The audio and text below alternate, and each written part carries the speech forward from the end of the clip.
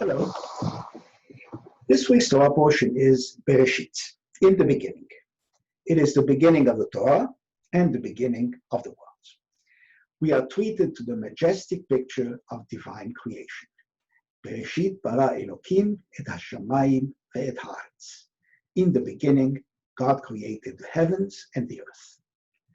And the earth was without form and void, and darkness was upon the face of the deep. And God said, "Let there be light." And there was light. And there was evening and there was morning one day. Then God created land and sea, plants, stars, planets, fish, birds, reptiles, cattle, all manner of animals, and finally people. In his own image, male and female, he created them. What do we make of all these fantastic and miraculous events that are recorded in the Bible? The creation, the plagues, the Exodus, the manna, and so many others. Many thinkers have tried very hard to explain them as natural phenomena. Take, for example, Immanuel Velikovsky. He was a Russian-born American psychiatrist, Jewish and Zionist. In middle age, he became interested in whether biblical events, such as the Exodus from Egypt, were due to natural phenomena rather than divine intervention. He wondered whether the unusual motion of planets, comets, stars, etc., caused these biblical events. He concluded that Venus was a comet ejected from Jupiter. It had several close encounters with the Earth, and one of them caused the sun to stand still, as reported in the book of Joshua. In another encounter, its tail sprayed a red pigment on the Nile, causing the plague of blood, and insects that caused the plague of lice, boils, and locusts. His theories were very well received by the general public. He wrote such huge bestsellers as Worlds in Collision in 1950, Ages in Chaos, 1952, Earth in Upheaval, 1955, etc. All of them were savaged by mainline scientists. Let's now discuss his theories here. His is only one of many attempts to rationalize the Torah. Rather, let us ask, does it matter whether biblical stories are historically accurate? If aliens from outer space had filmed these events and gave us the video evidence, and it proved the Torah descriptions wrong, would it affect Judaism? Would it affect you? Well, for historians and scientists, it does matter whether the theories are correct or not, the stories. But for Judaism and Jewish teachings, no.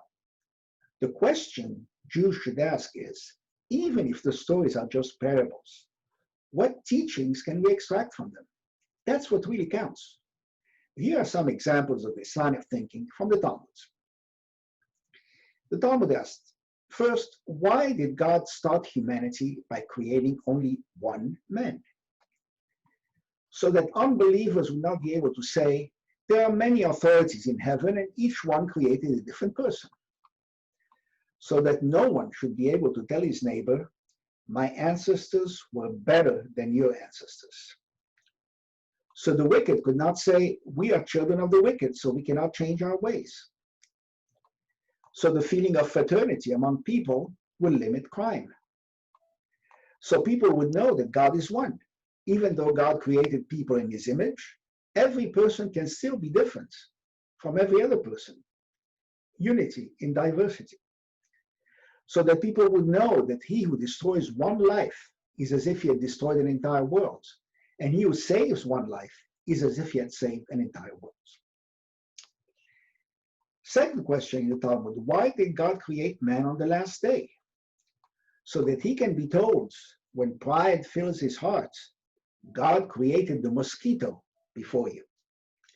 So that no one could claim that man, that is Adam, was God's partner in creation. So that humanity would begin its adventure with the observance of a mitzvah, Shabbat. So that humanity will begin its adventure with everything ready for it. So, whether one believes the story of creation to be true or not, it still teaches us humility. It teaches us that no one should be held back because of his ancestry. And it teaches us the supreme value of a human life. Some biblical stories have been validated by science. The Big Bang creation of the universe, matter creation out of nothing. We can now create matter out of pure energy. The evolution of life roughly follows the order given in the Torah. Plants, then fish, birds, reptiles, mammals, and finally people. Life forms became more and more complex. Time is relative and passes faster when you move. What may seem like 6 days for one may be longer for another. The twin effect, in which two twins age at different rates, has been verified in the laboratory with particles that decay. The Torah does not tell, and science cannot figure out, what was going on before the creation. Many skeptics cite the absence of evidence for biblical stories. But absence of evidence is not evidence of absence. At the Passover Seder, the Talmud, in Tractate Pesachim, enjoins us to say, "Bechol dor vador hayav adam li'ot et atzmo ke'ilu hu yatsa b'Mitzrayim." In every generation, every Jew must view himself as if he was personally rescued from Egypt, as it is stated in the Torah, "And you shall tell your son on that day, it is because of what the Lord did for me when I myself came forth out of Egypt." This means that the lessons extracted from the Exodus are relevant to each person today. As a physicist, I can tell you that biblical events are poor seconds in weirdness compared to the most successful physics theories of today, quantum mechanics and relativity. These theories are beyond weird, and nobody could have invented them. Yet all our experiments show that they do represent reality. Note also that reason and logic always begin with unproved assertions, axioms. With no unproven starting point, there can be no logic. For traditional Jews, these axioms are the entire Torah, and they use logic to extract teachings from them.